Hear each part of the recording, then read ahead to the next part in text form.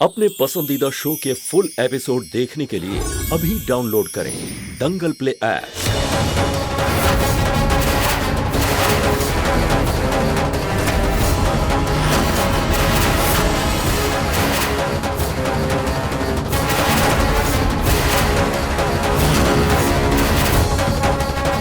क्या हुआ सुमन? कोई दिखा? आपको कोई नहीं मिला?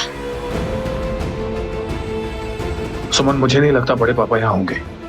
Let's go.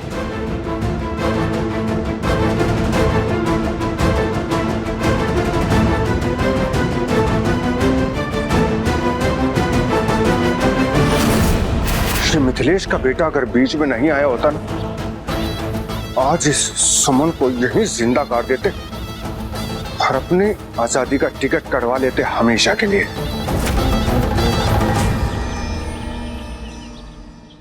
अरे ओ आरती बहुरिया, ओ समधन जी,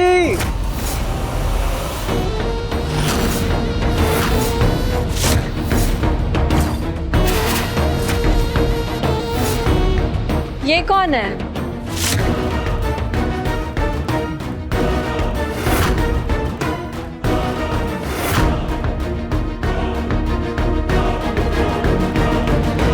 अरे समधन जी, कैसी हैं आप? हाँ, का रूप खिल रहा है आप पर सुहागन का। बहुत खूबसूरत लग रही हैं आप, किसी की नजर ना लगे आपको। हमारी हाँ जी आप? जी नमस्ते जी, हम ठहरे आरती बहुरिया के ससुराल की तरफ से। अच्छा, नमस्कार। ओ, सौरभ की सबसे छोटी और सबसे प्यारी बुआ हैं हम। जब आरती बहुरिया ने इतनी बड़ी खुशखबरी दी तो हम तो तुरंत मनोरमा जी से मिलने चले आए। अच्छा किया।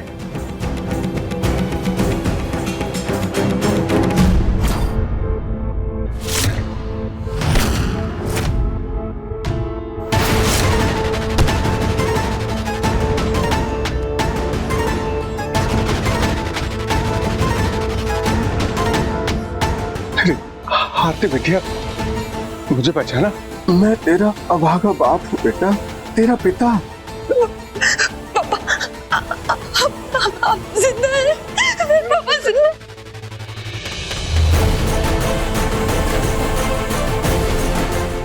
मेरी बेटी है तू, मेरी बेटी है तू। मेरी बात ध्यान से सुन तू। मैं इस परिवार में रहना चाहता हूँ, तुम लोगों से दूर नहीं रह सकता। मेरा यहाँ रहने का इंतजाम करवा दे। अपने अभागे बाप के लिए ना यहाँ रहने का इंतजाम करा बेटा। वो जो सुमन है ना, वो मुझसे बहुत गुस्सा है। मैं उससे प्यार से उसको समझा लूंगा, मैं उसको मना लूंगा। बस मेरा यहाँ रहने का इंतजाम करवाएगी ना, अपने अभागे बाप के लिए यहाँ रहने का इंतजाम कराएगी ना बच्चा। आप चिंता मत कीजिए। मैंने इस घर में आपका रास्ता बना दिया है पापा। भगवान कर आगे सब अच्छा हो। आपका ये रूप ऐसे लगता है जैसे खुद चांद जमीन पर उतर आया हो। बहुत प्यारी लग रही हैं आप।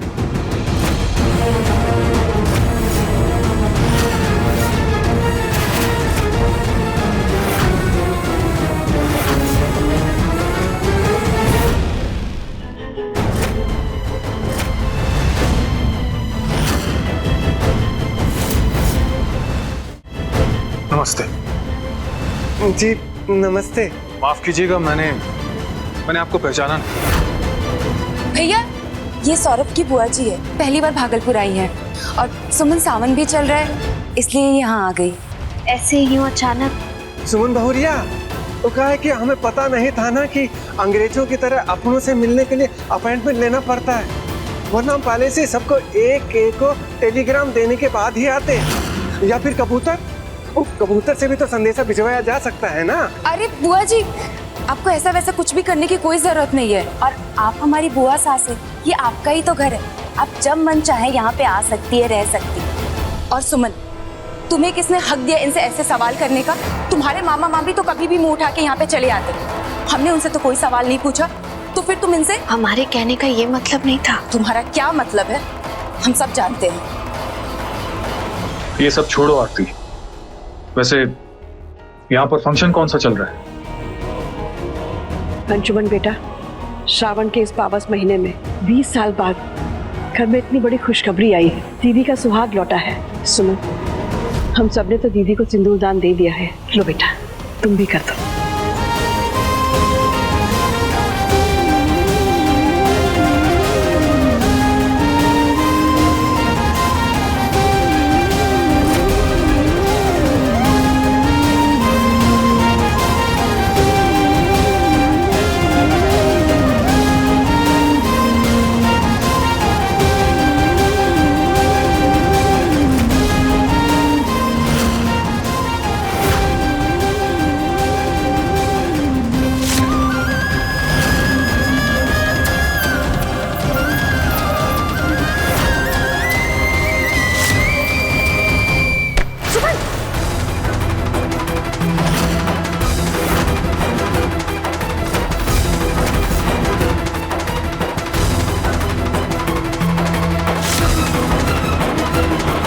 अंशुमन, झटके, हम तुमसे कहे थे कि सुमन साहब जी को कभी माफ नहीं करेगी, कभी माफ नहीं करेगी, उनको फांसी पे चढ़ा के ही दम लेगी। वो कहे थे हम तुमसे, तुम नहीं मानी। अरे नहीं दीदी, ऐसी बात नहीं है। मुझे थोड़ा वक्त दीजिए। वो भी गहरे सदमे से गुजर रही है, गहरा घाव लगाए उसे भी। थोड़ा वक्त दीजिए, सब ठीक हो जाएगा।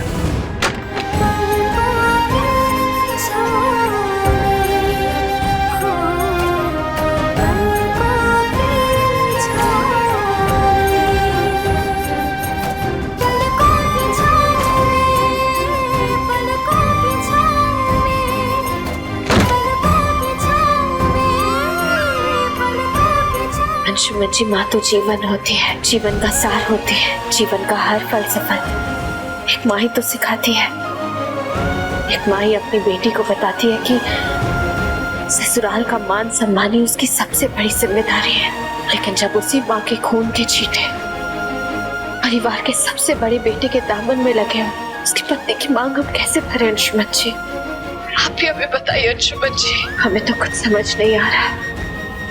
समझ ही नहीं आ रहा है कि इस समय हम एक बेटी का फर्ज निभाएं या एक बहू का। तुम बस सुमन बन के रहो, क्योंकि सुमन कभी भी कोई गलत फैसला ले ही नहीं सकती।